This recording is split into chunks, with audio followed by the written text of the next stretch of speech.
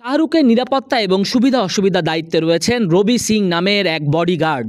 বিভিন্ন অনুষ্ঠান, সাংবাদিক সম্মেলন, ছাতার মতো অভিনেতার পাশে দাঁড়িয়ে থাকতে দেখা যায় রবি সিংকে। এই রবিরই বার্ষিক আয় শুনলে আপনার চোখ কপালে উঠে যাবে। কে বলতে পারে আপনার কোম্পানির সিইওর থেকেও হয়তো রবির বার্ষিক আয় ঢের গুণ বেশি। এই রবি সিং বলিউড মহলে বেশ জনপ্রিয়। কোনো আন্তর্জাতিক মাপের তারকা এলেও তাদের দেখভালের দায়িত্ব পড়ে রবির ঘাড়েই।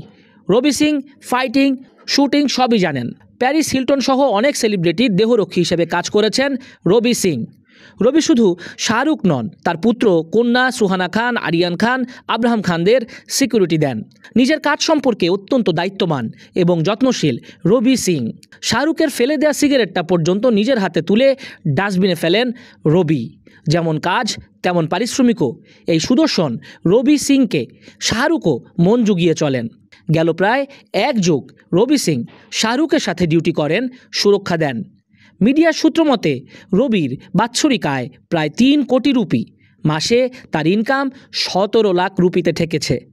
মুম্বাই বিমানবন্দরে একবার শাহরুখ খানের বডিগার্ড রবি সিং 8 নম্বর গেটে আটকে যান। তার ব্যাগ থেকে 2টি বহুমূল্য ঘড়ি পাওয়া যায়। এছাড়াও 4টি আই ওয়াচ সিরিজ ঘড়ির বাক্স ক্যারি করছিলেন তিনি। AIU এর তরফে শুধুমাত্র ওই ঘড়িগুলো ডিউটি ফি বাবদ 6,83,000 রুপি দিতে বলা হয়। ওই কর্মকর্তা জানিয়েছেন শাহরুখ খান রবির হয়ে ওই টাকা দিতে রাজিও হন। জানা গিয়েছিল কালিনা এয়ারপোর্ট থেকে প্রাইভেট টার্মিনাল হয়ে প্রাইভেট প্লেনে উঠেন শাহরুখ। রাত 12:30 নাগাদ মুম্বাইয়ের জিএ টার্মিনাল দিয়ে বেরুচ্ছিলেন শাহরুখ খান এবং তার গোটা টিম। সেই সময় বেশ কিছু ওয়াচ অর্থাৎ দামি ঘড়ি রাখার বিশেষ কেস পাওয়া যায়, যার কোনো বিল দেখাতে পারেননি শাহরুখের বডিগার্ড রবি সিং।